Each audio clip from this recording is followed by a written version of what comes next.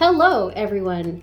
I decided that I want to start a series on something that I'm really passionate about. In this series, I will be giving tips on how to improve your Spanish accent. I am fully aware of the fact that I myself am not a native Spanish speaker. So you might be wondering, how can a non-native Spanish speaker teach Spanish learners how to improve their Spanish accent when my accent is not going to be 100% perfect? Well, I have a Bachelor's of Arts in the Spanish language, and that includes studying phonology and dialectology, the whole Spanish phonetic system in general. And I'm super passionate about it, so I pretty much just study it on my own time anyways. But it could also come to an advantage because I am able to relate how to explain how to make certain sounds that don't necessarily exist in the American English, but this can also apply to any dialect as well. Speaking of dialects, yes, there are multiple Spanish dialects.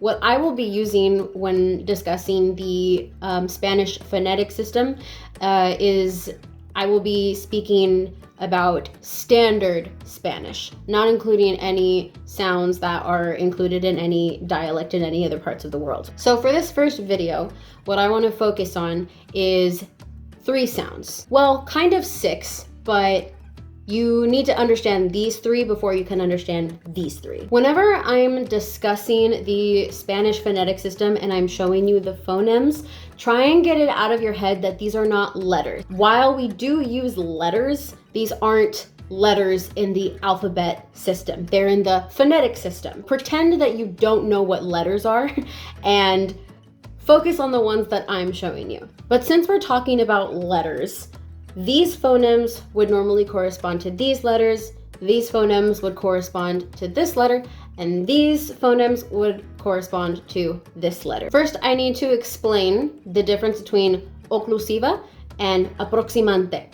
Oclusiva is when your mouth or your tongue completely closes and makes contact to make that sound. For example, b, d, g. The other side of these, they're called Aproximantes because they don't fully make contact. So you've got b and v, d, v, g, g. You can hear a slight difference, right? These are really important when you want to improve your Spanish accent. Let's start with these phonemes, the bilabial. So when it comes to this particular sound, the b, there are certain times when you're going to want to use this sound. You'll use it after a pause, so most likely at the beginning of a sentence or after a sentence that would have a comma, any kind of pause when you're making like a new thought. The other time is when that sound comes after a nasal sound, so any kind of m, n, m, n. All the nasal sounds are a whole nother video within themselves, but we'll get to that at another time. Here are some examples of the times where you make the b sound. In the sentence, voy a cambiar, you use it both after a pause, because it's the beginning of a sentence, and after a nasal, after the m. Voy a cambiar. That's when you make the b sound. Now, with the Aproximante version of it, the v, you would use this sound literally any other time. For example, in the word estaba, hierba, mi vestido, v. So it's not so much a b, but v. I know, it feels a little bit weird, but when you practice with it, you'll get used to it. Okay, so let's move on to the D sound. So you got the and the. The is not like a duh, like we use in American English, where your tongue, the tip of your tongue reaches right behind the teeth. Rather, the tip of your tongue goes underneath the teeth. The.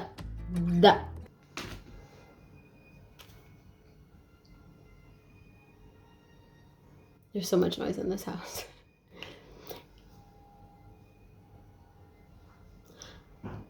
When you would use these sounds, it would be after a pause. So like at the beginning of a sentence, after a comma. For example, dámelo. You would also use it after a nasal, a nasal sound. So sound. For example, estándar.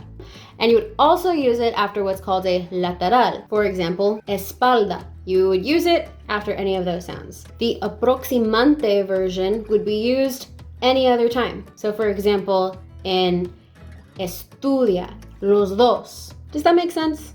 Finally, we are going to be talking about the G sound. So you got G and G. This one is a little, it feels a little more awkward than the V in my personal opinion. So you would use the hard G sound after a pause, just like the other ones. Ganamos. And you would also use it after a nasal, a nasal sound. Un gato. After sounds like that. The Aproximante version would be used any other time. El gato, agora, rasgar.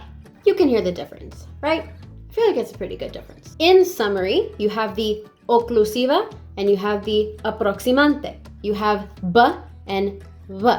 The, G, L.